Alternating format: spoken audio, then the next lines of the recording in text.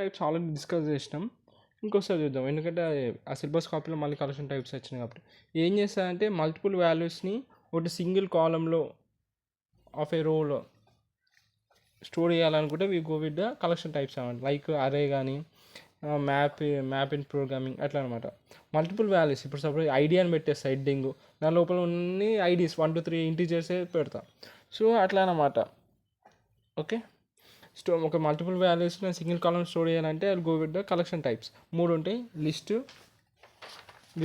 Set, map. లిస్ట్లో ordered ఉంటుంది, ఇలా we can repeat the values. ఇప్పుడు మ్యాథ్స్ వచ్చింది, మళ్ళీ మ్యాథ్స్ రావచ్చు, తప్పులేదు.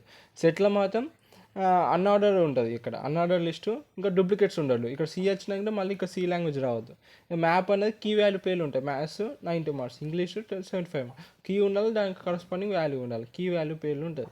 ఇప్పుడు సపోజ్ సైన్స్ ఉంది, సైన్స్ ఇది కీ, దాని వాల్యూ 99 అంటే ఇట్లా ఉంటుంది అనమాట. కీ వాల్యూ పేర్లు ఉంటుంది మ్యాప్. ఇప్పుడు మళ్ళీ చూద్దాం.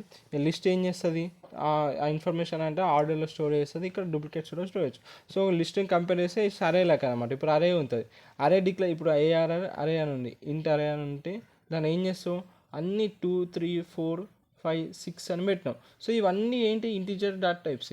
ఇలా నేను 2.2 పెడతా అంటే నడవదు. సో అన్ని సేమ్ డాటా టైప్స్ ఉండాలి అట్లా అనమాట. ఇంకా ఇలా డూప్లికేట్స్ కూడా అలో చేయాలి, ఆర్డర్డ్ ఉండాలన్నమాట. అరేతో కంపేర్ చేయొచ్చు మనం లిస్ట్ని. దాన్ని క్రియేట్ చేయడానికి ప్రోగ్రామ్ ఇది. క్రియేట్ టేబుల్ స్టూడెంట్ అని పెట్టాలి, ఐడి ఇంటి ఇచ్చిన, ప్రైమరీ కీ పెట్టిన, సబ్జెక్టు లిస్ట్ అని పెట్టిన. ఇట్లా లిస్ట్ అనే డాటా టైప్ ఇట్లా యూజ్ చేస్తారు అనమాట. ఇప్పుడు ఎట్లా ఇన్సర్ట్ చేస్తాం దీంట్లో, ఇన్సర్ట్ ఇంటూ టేబుల్ లిస్ట్. ఇక్కడ లిస్ట్ క్రియేట్ చేసినాం కాబట్టి ఐడి సబ్జెక్ట్స్, ఇది లిస్ట్ అనమాట. సో 1 మ్యాథ్స్ సైన్స్ అట్లా వస్తుంది. నెక్స్ట్ సెట్స్ ఏంటిది, యూనిక్ వాల్యూస్ని స్టోర్ చేస్తుంది. ఇప్పుడు మ్యాథ్స్లో సెట్స్ ఉంటాయి కదా, అట్లా డూప్లికేట్స్ని అలౌ చేయదు. ఆర్డర్లో ఉండాల్సిన అవసరం లేదు, కానీ యూనిక్ వాల్యూస్ ఉండాలి సెట్స్లో.